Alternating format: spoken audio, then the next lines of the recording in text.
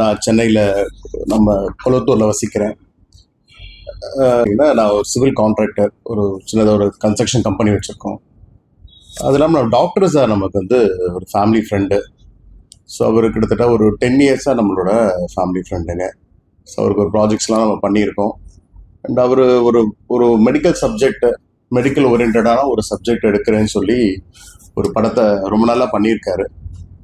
அதாவது இன்னைக்கு இருக்கிற கமர்ஷியலான அந்த உலகத்தில் ஒருத்தர் வந்து ஒரு கலையில் இவ்வளோ ஒரு ஆர்வம் மிகுதியில், இவ்வளோ ஒரு ஆர்வத்தில் யூஎஸ்லேருந்து வந்து இந்த ஒரு படத்தை வந்து எடுத்து மக்களுக்கு வந்து கொண்டு போய் சேர்க்கணும் அப்படின்ற ஒரே ஒரு காரணம் மட்டும்தான் நான் ஃபீல் பண்ணேங்க.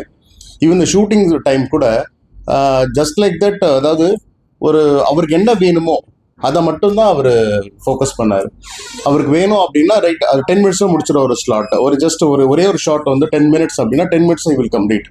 அவருக்கு வேணுன்றதை வந்து ரீச் ஆகிடுச்சுன்னா அவர் விட்டுருவார். அந்த மாதிரி தான் இது பண்ணோம். ஈவன் நாங்கள் ஷூட்டிங் வந்து இப்போ திருநெல்வேலியில் பண்ணோம், மதுரையில் பண்ணோம். ஸோ ஒரு டைம் மதுரையில் பண்ணும்போது ஃப்ளைட் மிஸ் பண்ணிவிட்டு அவர் கால் பண்ணுறேன், சார் இந்த மாதிரி ஃப்ளைட் சம் டிலே, என்ன பண்ணிட்டோம் அப்படின்னு. அதெல்லாம் ஒன்றும் இஷ்யூ இல்லை, நீங்கள் ரிலாக்ஸாக வாங்க, நம்ம பண்ணிக்கலாம் அப்படின்னாரு. ஸோ அந்த மாதிரி ஒரு எப்படி சொல்கிறது, ரொம்ப சிம்பிளாக, ரொம்ப அழகாக, ஒரு நேர்த்தியான ஒரு படம் தான் இதை சொல்லணும். முழுக்க மக்களுக்கான சப்ஜெக்ட், அது மக்களுக்கான படம், அனைவரும் தெரிஞ்சுக்க வேண்டிய ஒரு விஷயம். ஒரு மெடிக்கல், அதாவது இன்னைக்கு இருக்க மெடிக்கல் ஃபீல்டில் என்னெல்லாம் தவறுகள் நடக்குது. ஆக்சுவலாக நானே மருத்துவ தவறுகள்னு வச்சிருக்கலாம் அப்படின்னு எனக்கு ஒரு சின்ன ஒரு இது. பட் சார் வந்து இதை செய்யாதன்ற மாதிரி ஒரு டைட்டில் ஃபிக்ஸ் பண்ணியிருக்காரு. பட் இது மருத்துவத்தில் என்னெல்லாம் டே டு டே என்னெல்லாம் நம்ம ஃபேஸ் பண்ணுறோம். ஒரு சின்னதாக ஒரு மெடிக்கல் ஷாப்பில் போய் நம்மளே ஒரு ஓனாக ஒரு டேப்லெட் எடுத்துக்கிறோம்.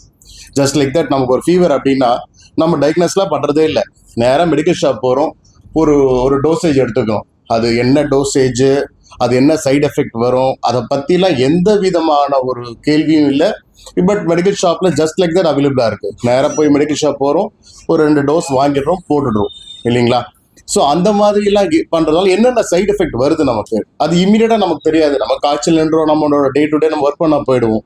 பட் இதுக்கப்புறம் இதோட ஃபீட்பேக் என்னெல்லாம் ஆகுது நமக்கு அப்படின்றதுல ஒரு டீட்டெயிலிங் இந்த படத்தில் சொல்லியிருக்கோம். என்னோட ரோல் பார்த்தீங்கன்னா இதில் வந்து மருத்துவ அமைச்சராக பண்ணியிருக்கேன். அதாவது ராஜா சார் வந்து முதலமைச்சராகவும், நான் வந்து மருத்துவத்துறையோட அமைச்சராகவும் நான் வந்து இந்த ஒர்க்கில் இந்த படத்தில் பண்ணியிருக்கோம்.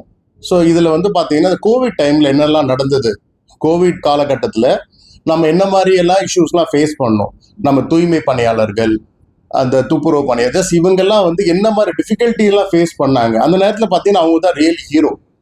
உண்மையாக சொல்ல போனால் அந்த கோவிட் டைமில் தூய்மை பணியாளர்கள் தான் ரியல் ஹீரோ. ஏன்னா நம்மளெல்லாம் பாதுகாத்த டாக்டர், மருத்துவர்கள் இருந்தாலும் கூட இந்த தூய்மை பணியாளர்கள் தான் அதில் ஹீரோ. ஸோ இதில் வந்து அவங்களுக்கு ஒரு முக்கியமான ரோல் இருக்குது இந்த படத்தில். அவங்க என்ன மாதிரிலாம் டிஃபிகல்ட்டி ஃபேஸ் பண்ணாங்க, அவங்களுக்கு இந்த கவர்மெண்ட், அந்த டைம்ல இருந்த கவர்மெண்ட் என்னெல்லாம் அவங்களுக்கு வந்து சலுகைகள் கொடுத்தாங்க, எதெல்லாம் சலுகைகள் கொடுக்க மறுத்தாங்க, இதெல்லாம் தாங்க நம்ம இந்த படத்தில் சொல்லியிருக்கோம். பட் ஆக்சுவலாக